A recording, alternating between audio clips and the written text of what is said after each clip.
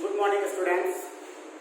प्रज्ञा academy की online classes में मैं एस.एन. शर्मा आपका एक बार फिर स्वागत करता हूँ। पिछला जो वीडियो था उसमें हमने अव्यय के भेदों का अध्ययन किया। तो अव्यय के जो भेद थे उन भेदों के नामों से हम वाकिफ हो गए थे। आज हम प्रारंभ करने जा रहे हैं क्रिया विशेषण के भेद। अब क्रिया विशेषण की डेफिनेशन मैंने आपको कल बताई दी थी कि क्रिया की विशेषता बताने वाले अव्यय क्रिया विशेषण अव्यय कहलाते हैं। आज हम अध्ययन करेंगे क्रिया विशेषण के भेदों का। तो क्रिया विशेषण जो होते हैं बेटा वो कितने प्रकार के होते हैं कल भी बताया था मैंने। क्रिया विशेषण के भेद, ठीक है। तो क्रिया विशेषण के जो भेद थे वो मैंने आपको बता दिए थे, नाम भी बता दिए थे। तो नंबर एक सबसे पहला जो भेद है वो है बेटा काल वाचक क्रिया विशेषण अव्यय, ठीक है। कालवाचक क्रिया विशेषण अव्यय अर्थात वे अव्यय शब्द जो किसी क्रिया की काल संबंधी विशेषता का बोध कराते हैं। तो क्या कहेंगे परिभाषा के रूप में बेटा, वे अव्यय शब्द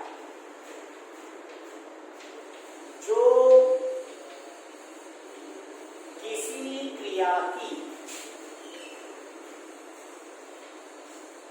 समय संबंधी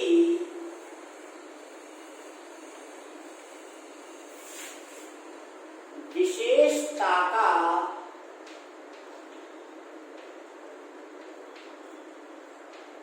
बोध कराते हैं। काल वाचक क्रिया विशेषण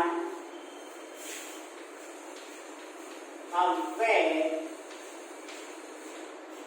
कहलाते हैं। जैसे तो वे अव्यय शब्द जो किसी क्रिया की समय संबंधी विशेषता का बोध कराते, अर्थात क्रिया के होने के समय का बोध कराते हैं, उन्हें हम कालवाचक क्रिया विशेषण अव्यय कहते हैं। और उस अव्यय शब्द के स्थान पर यहाँ जैसे कि पहले कुछ और बता देता हूं आपको कि कालवाचक जो भी क्रिया विशेषण अव्यय होता है इसके स्थान पर हम किसका प्रयोग कर सकते हैं, कब शब्द का। यदि हम क्रिया से पहले कब शब्द का प्रयोग करें और उत्तर में हमें कोई शब्द उस वाक्य में प्राप्त होता है तो वो आपका जो होगा क्या होगा, आपका कालवाचक क्रिया विशेषण अव्यय। तो आप ये कह सकते हो कालवाचक क्रिया विशेषण की पहचान अपन किससे कर सकते हैं, इस कब शब्द से। जैसे मैं आपसे कहूं मैं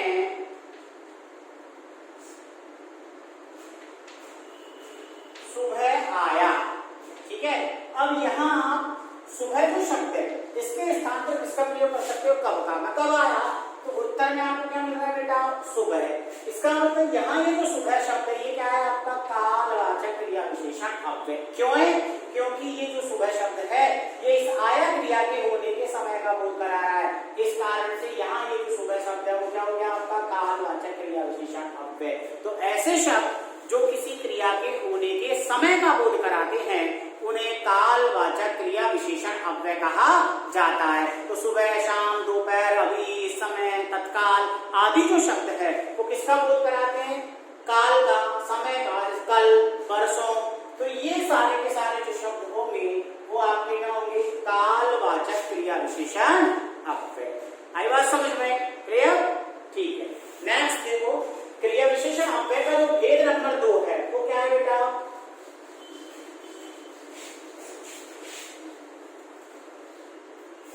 स्थानवाचक। कौन सा है, स्थानवाचक, ठीक है। स्थानवाचक के लिए अपन जो प्रयोग करते हैं वो किसका करते हैं, कहाँ शब्द का।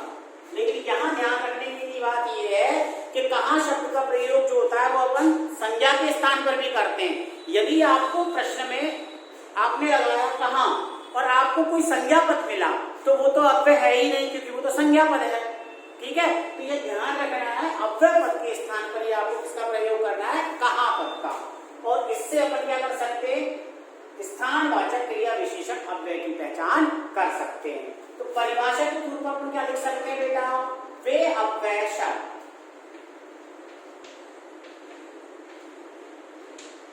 जो किसी क्रिया के स्थान संबंधी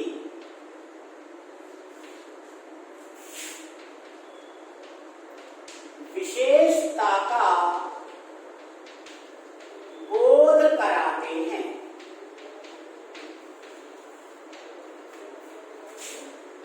स्थानवाचक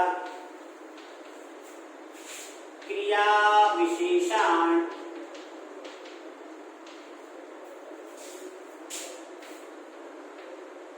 अव्यय कहलाते हैं। तो वे अव्यय शब्द जो किसी क्रिया के स्थान संबंधी, किसका बताएंगे, स्थान का बोध कराएंगे, किसकी, क्रिया की, अर्थात क्रिया के होने की स्थान संबंधी विशेषता का बोध कराने वाले जितने भी अव्यय पद होते हैं वे सारे के सारे आपके स्थानवाचक क्रिया विशेषण अव्यय कहलाते हैं। जैसे वह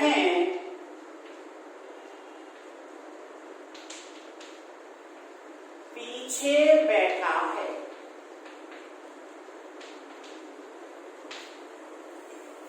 वह पीछे बैठा है, तो यहाँ ये जो शब्द आया आपका पीछे, ये क्या है, बैठने की स्थान को बता रहा है, मतलब बैठने के स्थान संबंधी विशेषता का बोध करा रहा है। इस कारण से यहाँ ये जो शब्द है पीछे, ये बेटा आपका क्या है, स्थानवाचक क्रिया विशेषण अव्यय है। अगर वह अपन पूछे वह कहाँ बैठा है, तो उत्तर में आपको क्या मिल रहा है, पीछे। अगर यहाँ मान लीजिए उत्तर वह सीट पर बैठा है, तो सीट तो क्या होती, संज्ञा होती, अर्थात उसका पद परिचय अपन अव्यय से संबंध नहीं कर सकते, फिर वो क्या करेंगे, संज्ञा है तो संज्ञा से संबंधित पद परिचय होगा। लेकिन यहाँ ये जो पीछे ये क्या है बेटा, ये अव्यय पद है और बैठा है क्रिया की विशेषता बताने के कारण, और किससे संबंधित बता रहा है, स्थान संबंधी बता रहा है। इस कारण से इसे अपन क्या कहेंगे, स्थानवाचक। तो आगे पीछे, ऊपर नीचे, दाएं बाएं, अगल बगल, यहाँ वहां, इधर उधर आदि जो शब्द है, ये सारे के सारे आपकी स्थानवाचक क्रिया विशेषण अव्यय कहलाते हैं। इसमें दिशा का भी बोध हो जाएगा, मैं कहूँ वह उधर गया, तो उधर क्या है आपका स्थानवाचक क्रिया विशेषण, क्योंकि वे दिशा का बोध करा रहा है। हालांकि कुछ विद्वानों ने दिशावाचक क्रिया विशेषण अव्यय को अलग माना है, लेकिन हम मूल रूप से पढ़ रहे हैं, इस कारण से हम मुख्यों से काम है, इसलिए हमने क्या कर दिया है, उसको भी इसी के अंदर समाहित कर लिया है। ठीक है, तो आगे पीछे, ऊपर नीचे, दाएं बाएं, यहाँ वहां, इधर उधर आदि जो शब्द है, ये सारे के सारे आपके किसमें आ जाएंगे बेटा, स्थानवाचक क्रिया विशेषण अव्यय में। ठीक, नेक्स्ट देखो अगला,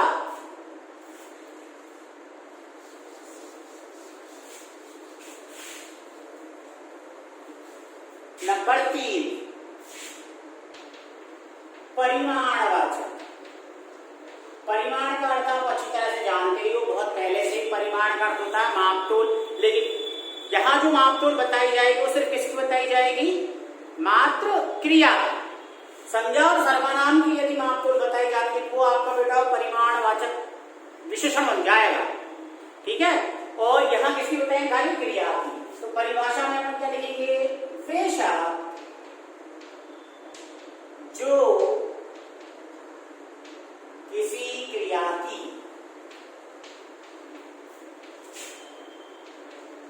मापतोल संबंधी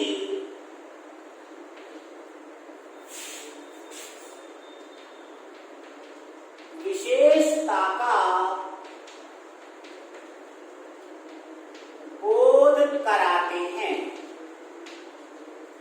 मापतोल संबंधी विशेषता का बोध कराते उन्हें अपन परिमाणवाचक क्रिया विशेषण अव्यय कहते हैं, क्रिया विशेषण अव्यय कहलाते हैं। ये तो परिमाणवाचक क्रिया विशेषण अव्यय कहलाते हैं। जैसे, और इसकी पहचान के लिए अपन किसका प्रयोग करते हैं? कितना या कितनी, इन दो शब्दों का हम प्रयोग करते हैं परिमाण के लिए, मापतोल के लिए। कितना कितनी का कोई भी चीज है, अपन जब उसको मापते हैं तो उससे कितना है, तो कितना जो है वो उसकी मात्रा को दर्शाता है, इसलिए कितना प्रश्नवाचक शब्द का प्रयोग हम परिमाणवाचक क्रिया विशेषण अव्यय की पहचान के लिए भी कर सकते हैं। ठीक है, तो यहाँ किसकी मापतोल बताएगा बताओ? क्रिया की। ठीक है, तो ऐसे शब्द जो किसी क्रिया की मापतोल संबंधी विशेषता का बोध कराते हैं उन्हें परिमाणवाचक क्रिया विशेषण अव्यय कहते हैं। जैसे वह खूब खाता है,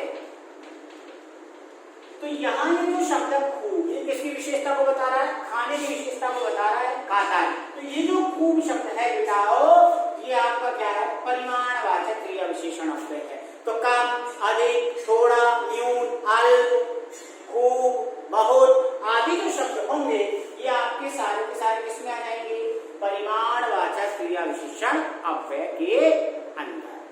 क्यों? क्योंकि ये किसी न किसी क्रिया की मापतोल संबंधी विशेषता का बोध कर रहे हैं। ठीक है, और नेक्स्ट जो है लास्ट चौथा जो अव्यय है आपका, वो है बेटा रीतिवाचक क्रिया विशेषण। तो क्रिया के जो भेद है उनमें चौथा भेद आपका क्रिया विशेषण के जो भेद है उनमें चौथा भेद है आपका रीतिवाचक क्रिया विशेषण अव्यय। और रीतिवाचक क्रिया विशेषण अव्यय की पहचान के लिए क्रिया के पहले हम कैसे शब्द का प्रयोग कर सकते हैं? कैसे शब्द से हमें किसका भान होगा, किसका ज्ञान होगा? रीतिवाचक क्रिया विशेषण अव्यय। ठीक है, क्योंकि कैसे से हम पूछते तरीका, ढंग, किस तरीके से वो कार्य हुआ है उसको पूछने के लिए हम कैसे शब्द का इस्तेमाल करते हैं। और रीति जो होती है तरीका, ढंग को ही बताने वाली होती है। ठीक है, तो परिभाषा के रूप में हम ये लिख सकते हैं कि वे शब्द जो किसी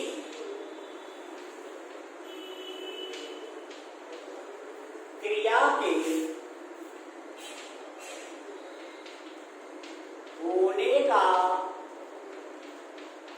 ढंग, तरीका,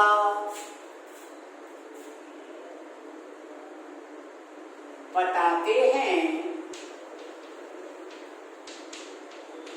रीतिवाचक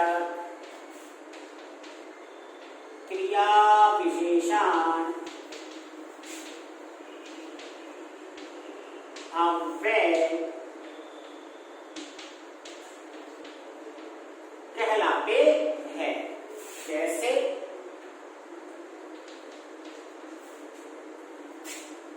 ऐसे शब्द जो किसी क्रिया के होने के ढंग को या तरीके को बताते हैं उन्हें अपन रीतिवाचक क्रिया विशेषण अव्यय कहते हैं। जैसे वह तेज दौड़ता है।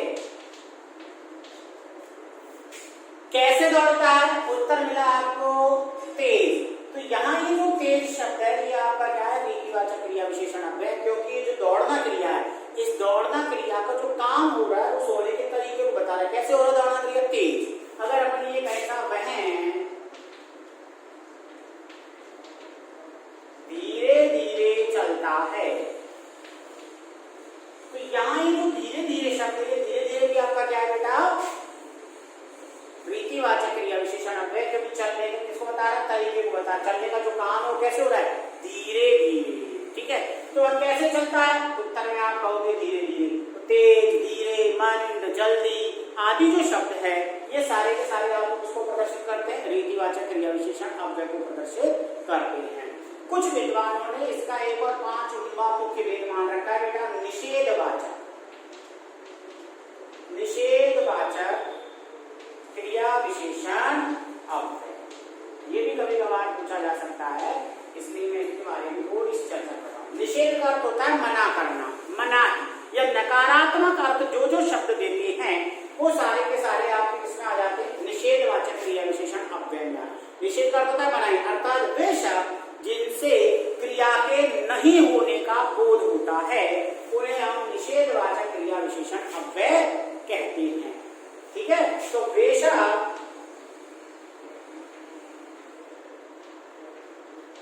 जिनसे क्रिया के नहीं होने का बोध